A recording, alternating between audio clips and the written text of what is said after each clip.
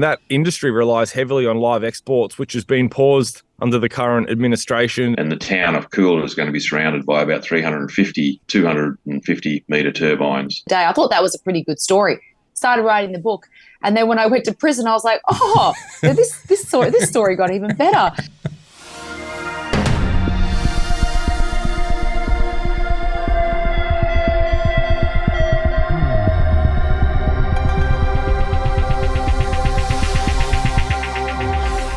Hello and welcome to the Aussie Wire News. Today I don't actually have an editorial for you, it's more of an update. There's a busy few months ahead of us here at the Aussie Wire, and I know that not everyone is aware of all of what's going on. So I thought I'd give you a little bit of a rundown. Firstly, as of tonight, I'm resuming the legendary Topher Field slow chats. You may remember those from during the lockdown era. I haven't done one for a while, and I thought I'd bring them back, maybe on a one per month type of basis. You'll find the slow chats on my own personal social media channels via the handle @TopherField. Now, tonight's slow chat is with none other than Dr. Brian Walker MP. He's been a guest on the Aussie Wire News in the past, and tonight I'll be having a slow chat with him. Now, a slow chat is where there's no time limits, no rules, and because it's live streamed, I'll also be reading your comments and putting them up on screen and using those as inspiration for where the conversation can go next. Don't miss it. You'll find my YouTube or Facebook pages via @TopherField. Join in the fun at 8 p.m. Eastern Time or 6 p.m. West Australian Time tonight. Now, in the next few weeks, the Aussie Wire will commence our Deep Dive series. Now, this will be approximately 1 hour long explorations of a specific important topic each time, to be released every Sunday night. What's the difference between a Topher slow chat and an Aussie Wire Deep Dive? Good question. Slow chats are really about the person that I'm chatting with. There's no time limit. The conversation could go literally anywhere. It's also live streamed and we can interact with you, our viewers, and you can help to direct the conversation. In contrast, the Aussie Wire Deep Dives are specific dives into important topics. We aim not to go much over an hour if we can, so instead of taking a quick look at a range of topics, like what we do in a slow chat, we instead go deep into one topic, getting as technical as we need in order to really do the issue justice. They're pre-recorded and they'll be released on Sunday nights starting in a few weeks' time. Then there's also the Donald Trump Jr. tour that the Aussie Wire is sponsoring. We're really excited about this. It's going to be amazing fun. 4 days on the road, touring with Turning Point Australia, who are the ones that are putting on the Donald Trump Jr. events. If you don't have your tickets yet, head to trumplive.com.au and get a ticket. There's events in Brisbane, in Melbourne, and in Sydney. They're going to be a lot of fun. Now, as soon as that's done, the team will be getting ready to head to London for the launch of the Alliance for Responsible Citizenship, and that is going to be really interesting. We're keen to see if the reality of what they're doing can live up to the promise. I'm certainly excited by their stated goals, but of course it's not what people say that matters, it's what they do. So that's why we will be on the ground reporting from inside that 3-day launch conference.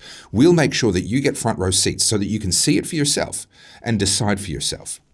Straight after that, it'll be almost Christmas, and if everything goes to plan, I'll be launching my book, Good People Break Bad Laws, in time for you to give it to your enemies for Christmas.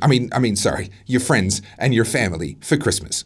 And then it'll be time to take a few weeks off, recharge, recover, and take a minute to look back on what will then be a crazy 8 months since the Aussie Wire launched. Of course, it's also a time to refocus and prepare to head into a new year. So don't miss the return of Slow Chats over on my Topher Field page tonight. Don't miss the launch of Aussie Wire Deep Dives in a few weeks' time on Sunday nights. Don't miss out on the Donald Trump Jr. events in just 2.5 weeks' time. And definitely don't miss the Aussie Wire's coverage of the Alliance for Responsible Citizenship launch in late October and early November. It's crazy to think that at this moment, the Aussie Wire is barely 4 months old.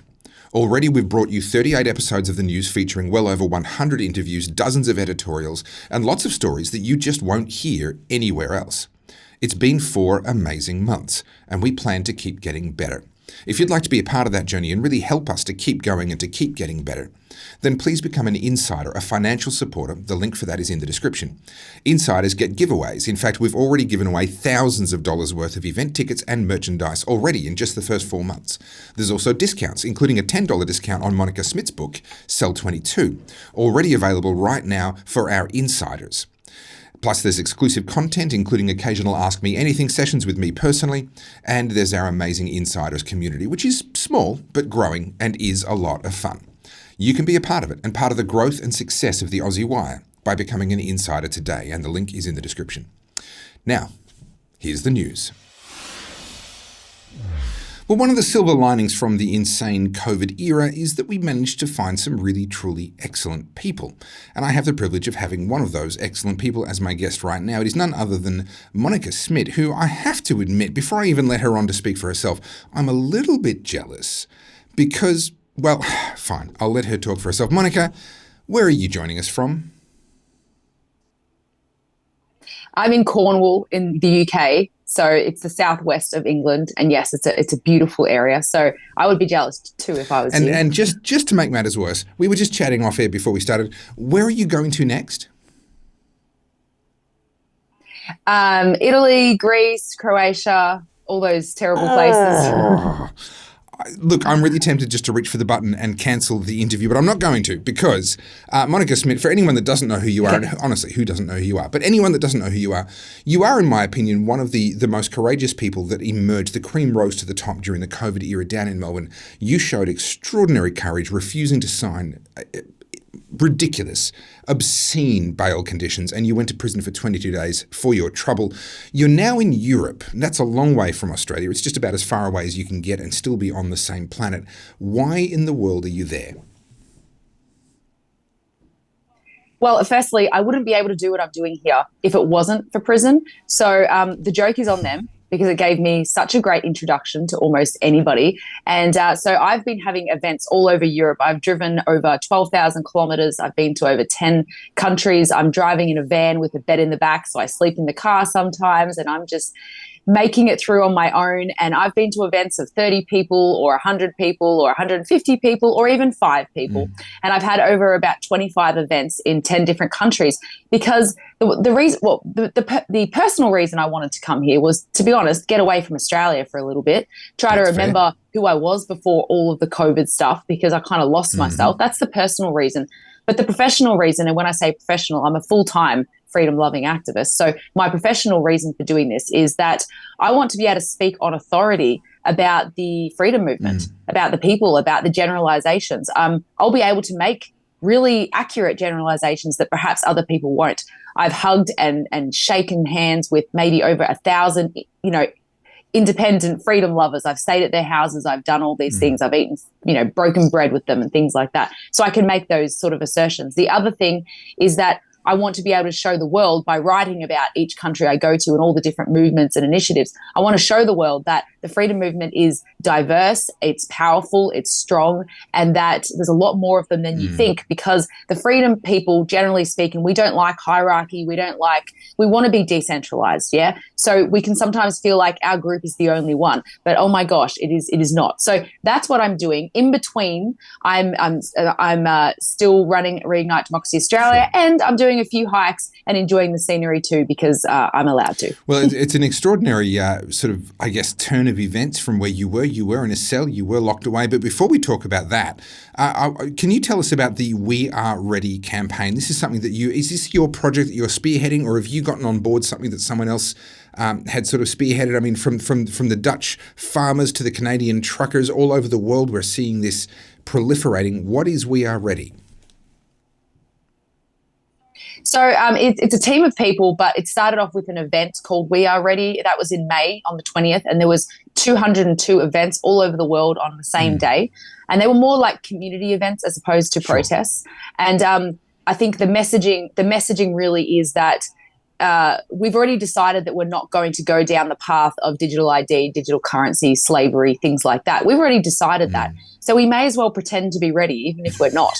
My mum told me when I was younger to fake it till you make it. And I've really lived by that saying. That doesn't mean to be a fake person. What it means is that the more that you say something to yourself, the more you're going to believe it. And I have been using that term, We Are Ready, on myself for the last 3 months. And I'll tell you what, it basically has dissipated all my fear. And when I see headlines like about the disinformation or misinformation bill, instead of being like afraid or jumping on my computer to start a petition or something, I actually look at that and I just laugh.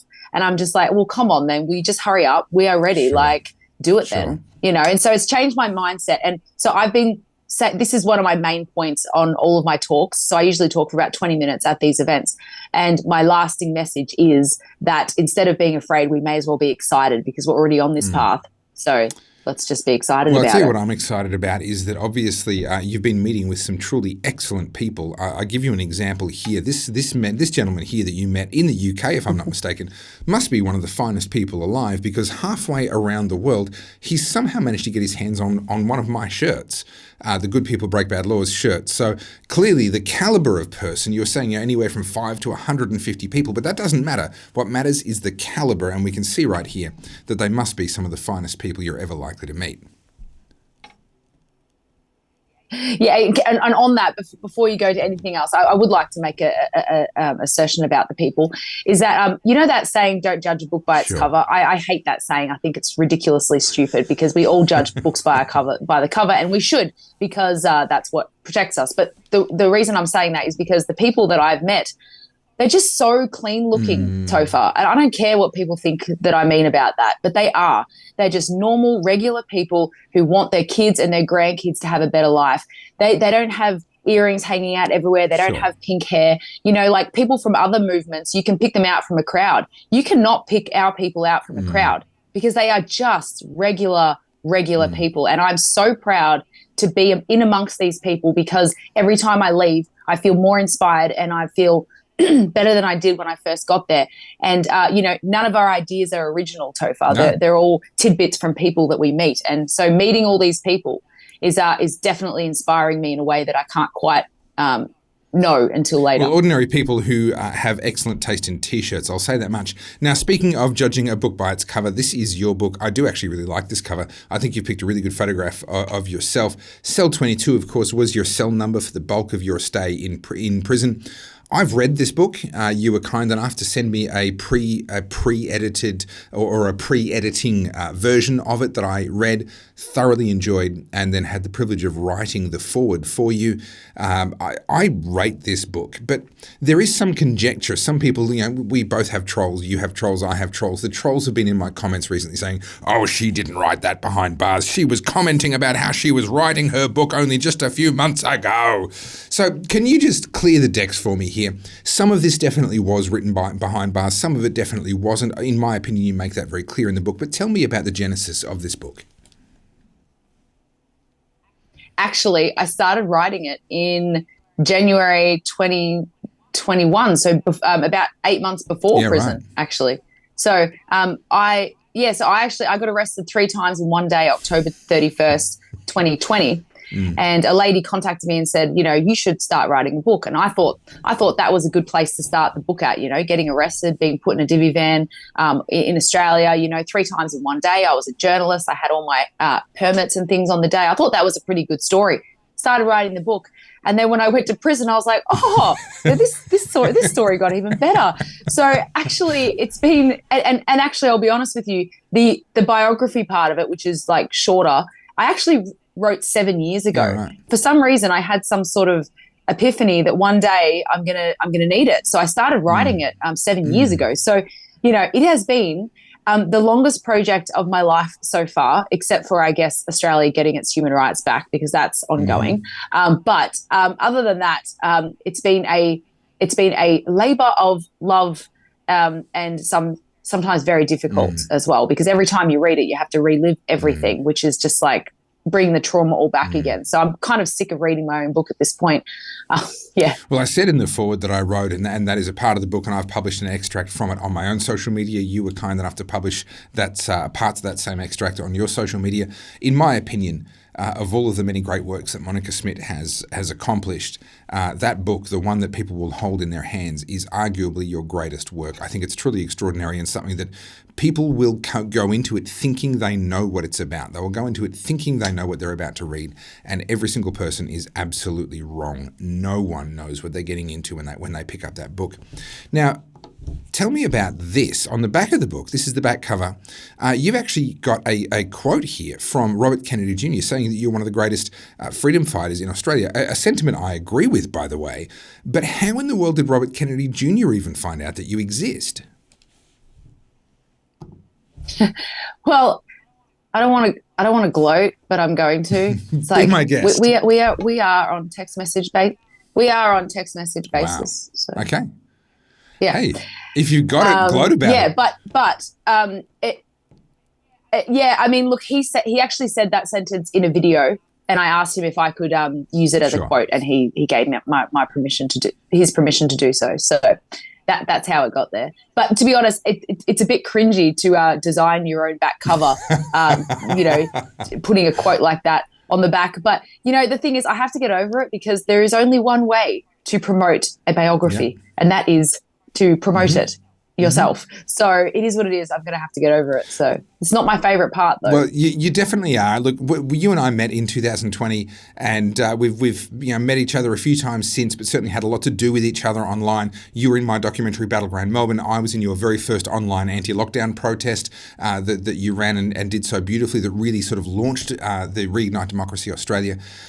What's next for Monica Smit? You've got this book coming out. We're going to put the link for people that want to buy a copy of the book in the description of this video.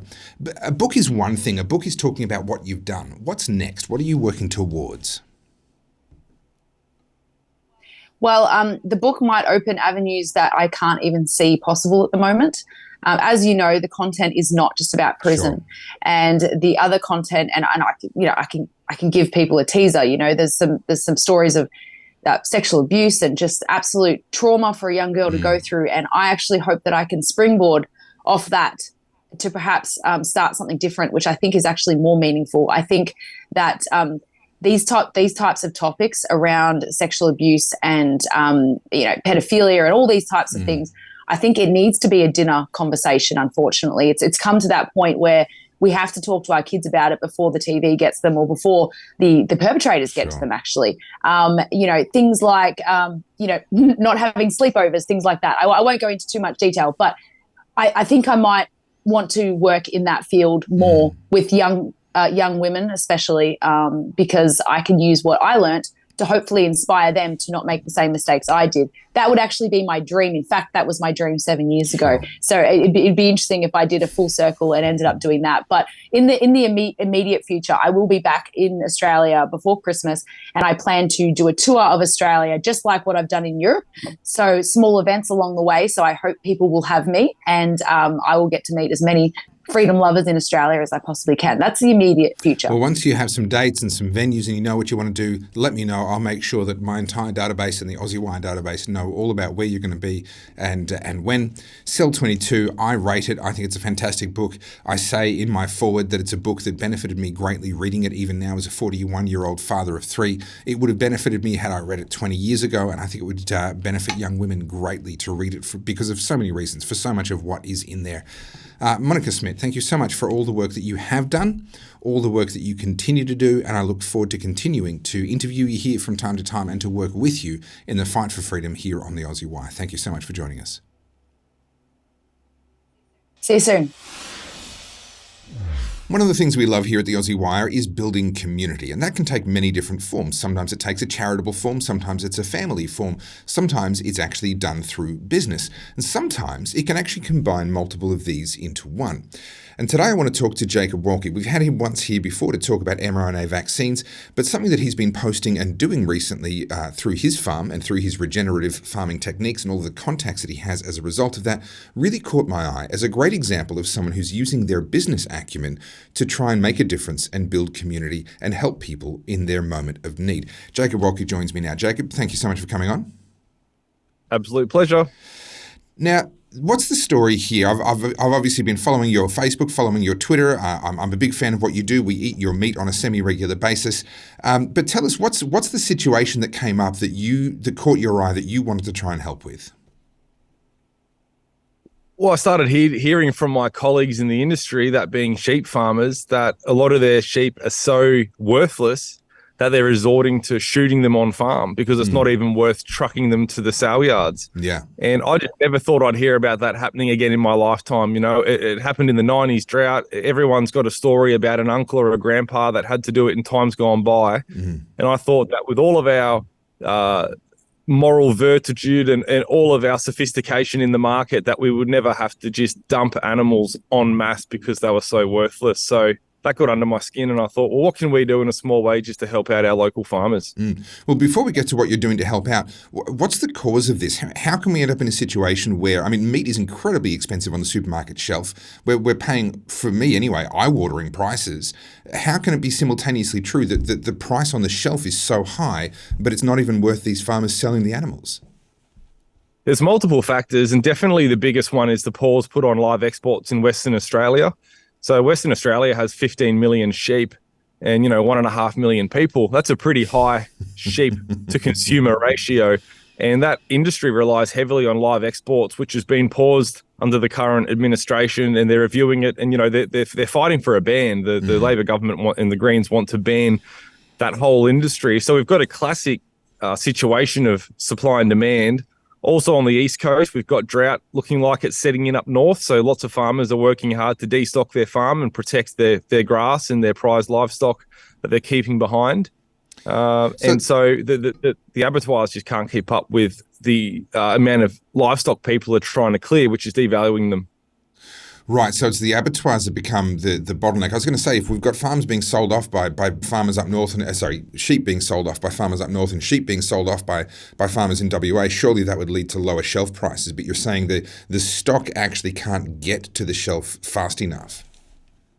Well, I think that's one answer. I don't know the ins and outs of, what's going on in the head of these abattoirs and meat packers, but I think it would be a two-part thing. I think one, the meat's probably still selling at the higher prices, so why not keep charging it? And two, there would just be, there's only so much production they can do. I've heard of farmers trying to sell animals to meat processors, and the meat processors are just not buying them because they're solidly booked out 10 weeks ahead. Oh, wow. All right, so that's the problem. What have you chosen to do to try and help in at least some small way? Well, in our business, Wolki Farm, we sell meat direct to consumer, but we sell our meat. And we're not able to keep up with demand with the way our business is going. So I thought, why don't we bring in some of these local farmers who are just getting devastated in the market at the moment and tell our customers, this isn't our meat, but this is good, local, clean, grass-fed and finished lamb from our peers. And we're trying to do it as cheap as we can so we're paying the farmer more. We're negotiating a private price direct with that farmer. They're not having to pay agent fees or yard fees. Sure. It's a set income for them, and I'm trying to process it as efficiently as I can in my butchery. We've got boys working overtime to do it because we're also at capacity on top of this. Sure. But we've got weekend shifts coming in to do this, and then we're offering half lambs to locals for $150 just to try shift some volumes. We're not going to save these farmers all their problems, but we might cover school fees for the term, or we might help them out with their fuel bill or whatever it might be.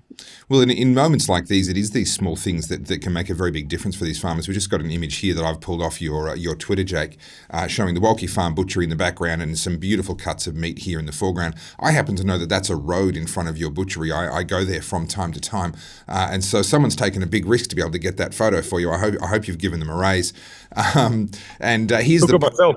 You're doing it yourself. Well, I hope you've given yourself a raise. And here is the list or here is your tweet of what you've done at Jake Wolki, if anyone wants to follow you. So, as you say, this isn't going to transform the lives of any farmers, but really that's what building community is about, is not so much the top key individuals who can change the world, but it's about each of us doing what little bit that we can. What's the response been like from consumers and from those farmers?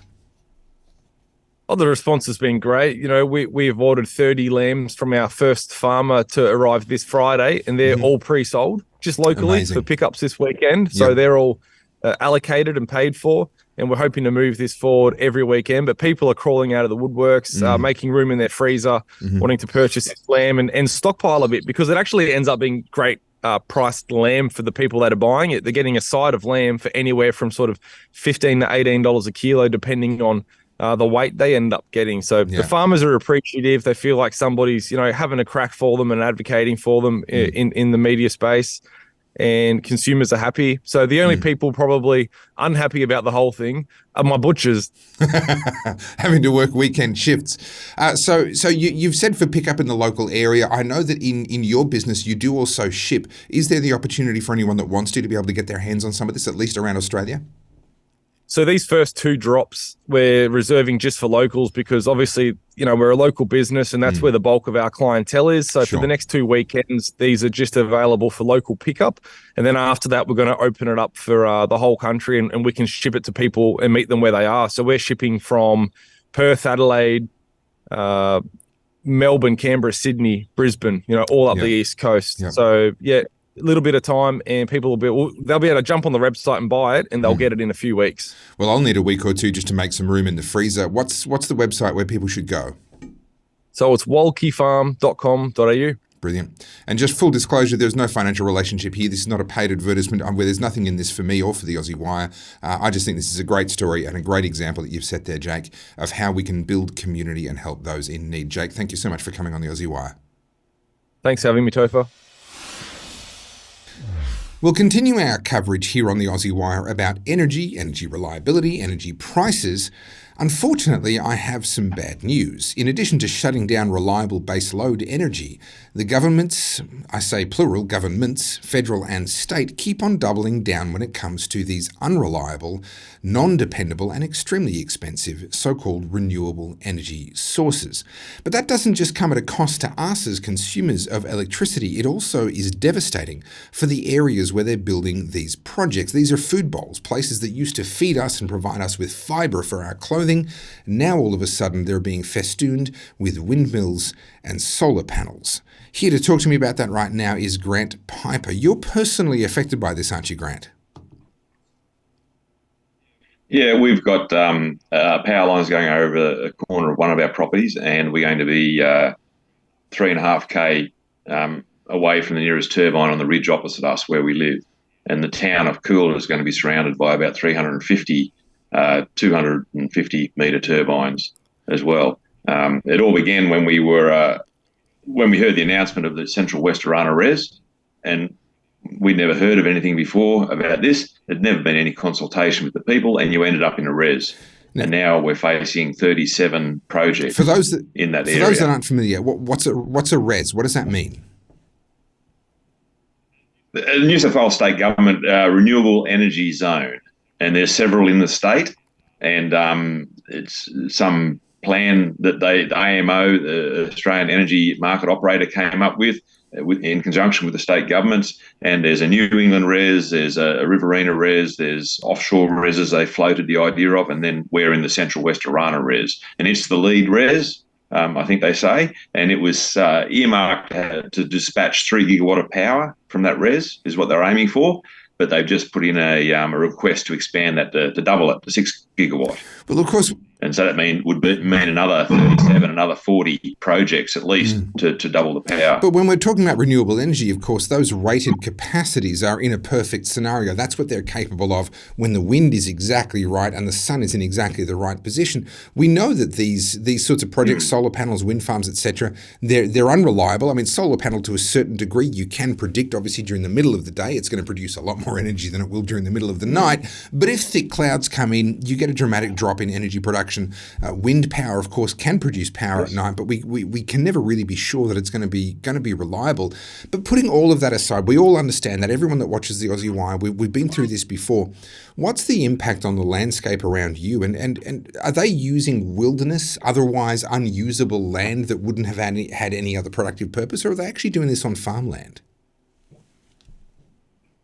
No, their first preference is always on cleared farmland, not state or Crown land, because it's cleared, the fire risk is lower, and they'd rather negotiate with private landowners than state government bureaucracies themselves. And these are private companies that are proponents that are pushing these projects. So it's not all farming land, as in you're digging it up and you're growing crops, but it's grazing land, it's range country, which is it's all utilised and it's all productive. It's not excuse me, it's not waste country in any way. No, it's highly productive, especially around Coolah. It's one of those areas that sort of got, a name for being reliable rainfall and good country. Yeah. Not that, there's even lesser country, but I mean, it's all productive and it's all, people have raised families, educated kids and made profits throughout their life and, supported the local community and done everything that needs to be done off that land. So it certainly isn't waste country. It's worth more than, a house in Toorak or or Palm Beach that doesn't produce anything, in my Sure. opinion. So you mentioned the lack of consultation. There's obviously these solar farms going in. Some of these are on an incredible scale. It's hard to actually visualize just the scale of these going in. You mentioned the wind farms up to 250 meters. Now, look, full disclosure, as a piece of engineering, I find those windmills phenomenal. If you think about the forces involved, the size of these things, what they're actually achieving from an engineering sort of a geek perspective is phenomenal. But they make absolutely no sense from an energy production point of view. But there's also the energy transmission. Now, you mentioned the power lines cutting across the corner of your property. What sort of a say have you and other landowners around you had in what happens and what gets done to your own property now that you're in this renewable energy zone? Well, for the power lines, we don't have, ultimately, they have compulsory acquisition. So they can just bulldoze through and go, we're going to put it here, Sure. and you just got to suck it up. They write and say they don't want to do that. They'd like a negotiated, arrangement. Like they want you to acquiesce. They want you to basically accept that they're going to come and do it and acquiesce. Because when you've done that, you've given away any claim later on that you were coerced into it. And we've been through that before. We know how that works. So, at the moment, they've made an offer for compensation for that portion, and it's up to us to sort of start haggling and decide on how we're going to go ahead with that. But there's thousands of hectares of solar panels projected in this area. Like I've got friends down the road, and he's going to be surrounded by them. 1,400 hectares of solar panels, and that's in prime flat grazing farming country. And he didn't ask for that. And he's not a host, but he's going to be looking at it, and it's going to destroy the country because all the steel, all the concrete, you're never going to get it off the country again in 20 or 30 years. There's no rehabilitation bonds. So the proponents don't have to rehabilitate the country afterwards. And getting back to the turbines, there might be a feat of engineering, but something that's taller than the Harbour Bridge Arch, but shorter than Centrepoint Tower in Sydney. That's the scale of these things. And you've got 2,000 tonnes of concrete in the base, 2,000 tonnes of concrete. And they tell us that concrete's one of the worst, CO2 emitters out there, and that's going to stay there forever in the ground. It's never going to be removed, even if they pull the towers down. There's 600 tonnes of steel in the tower. There's hundreds of gallons of oil in the head, and then there's the carbon blades and the epoxy in the blades, which is made of bisphenol A, which is an endocrine disruptor. So that's going to affect fertility. I can't remember the exact dangerous amount, but it is a known endocrine disruptor. And so that's going to be, as those blades erode, you couldn't think of a better way to spread that over the country and into the waterways and affect all living things, not just humans, but animals, breeding animals, farmland. And as you say, food security. They're supposed to be worried about food security, but this is an absolute perfect way to destroy that. It ruins the production of the land, and the damage is permanent. So, talk to me though about the solar panel side of things. There are some very real concerns about solar panels, the materials that they may leach from themselves. There are some soil tests have been done showing that lead levels have increased markedly over a 10-year period where there have been solar panels set up. How do you feel, and what's your opinion on the controls that are in place? I mean, this has all been done for environmental reasons. Let's remember the purpose, the supposed purpose, whether you agree with it or not. The argument is that this is for environmental reasons. Are environmental controls and monitoring in place to your satisfaction to see that happen on the land next to your own? No, I don't think there is. It varies from state to state, but there is no monitoring of that. Even if the Department, the DA gives them conditions on the development, they don't. There's no one monitoring the conditions from the government. It's up to the community. They say, "Oh, if you have a complaint, you bring it to our attention." So it's up to us to then police that they're complying. But that's like the current battle. You've got a bunch of, in raw terms, amateurs without the time and the resources necessarily to go and pursue, everything through the high court or what have you. And we're going to be the ones that have to police it as well. And then we've got to fight that battle down the road. But as I see it, the horse has already bolted by that stage. Our objective at this stage, and we might be a bit simple-minded, is that we've just got to stop it because it's just completely destructive. As you say, it's not it's not technically sound in the supply of power. It won't ever do what they're saying it will do. And it's also economically destructive. You couldn't think of a more expensive way to produce bulk power. And then it's environmentally destructive because all the materials and manufacturing and rare earth minerals that are used in the solar panels, used in the turbines, they're all mined and transported and manufactured using fossil fuels somewhere else. And then we ship them here, put them up. And it's just it's out of sight, out of mind. For the people that think that's green, it's just a case of it looks green from, if they don't see the whole process. But in net terms, it's a net energy consumer and a net polluter. And out of that, you might get a few gigawatt of supposedly clean power, but then it'll only last 20 years. It's just crazy stuff. I can't think of any, intentionally that you could do to consume more, to force consumption on and it's just financial churn. That's the way I see it. It's fundamentally just another financial boondoggle that we're all going to pay for, and our children and our grandchildren, without ever doing the job that it's meant to do. I mean, I just see it as a detour, and in 5 or 10 years I'll go, oh, this isn't working, we need nuclear. Well, I just say, well, just bypass this detour altogether and track direct to a new thermal power source on the existing sites using the existing transmission network, and don't do all this rubbish that's going to cause irreparable damage to us and farming. It's extraordinary to think. I mean, I agree with everything that you've just said. I think that's a much more intelligent solution. I think in 10 to 20 years, we're going to realise what an incredible mistake we've made. Your point about the repatriation of the land is spot on. We've got such a task ahead of us. Think of what the early settlers in Australian farming country did to remove rocks, to remove stumps, to clear trees. Think of the backbreaking work involved in making this clear country that we can graze on and we can farm on and we can have crops on now.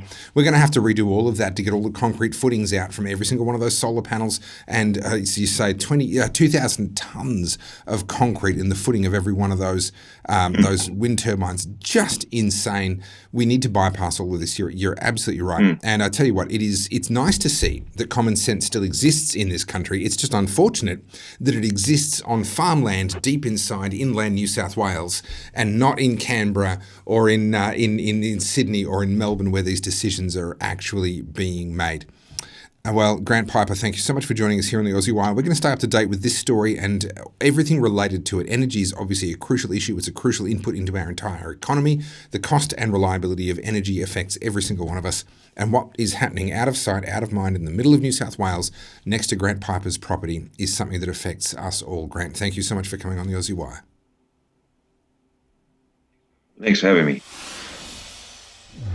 Thank you for watching the Aussie Wire News. Don't forget to tune into my Topher Field YouTube or Facebook pages tonight at 8 p.m. Eastern Time or 6 p.m. West Australian Time to enjoy my slow chat with Dr. Brian Walker MP, a Libertarian and member for the Legalised Cannabis Party in West Australia.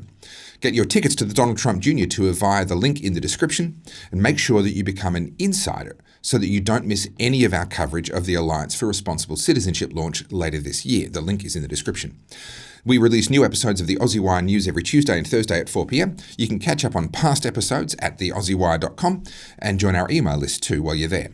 Follow all our socials via @theaussiewire, and remember to like and share our videos so that your friends can find us too. Thank you so much for watching. I'm Topher Field, and this is the Aussie Wire.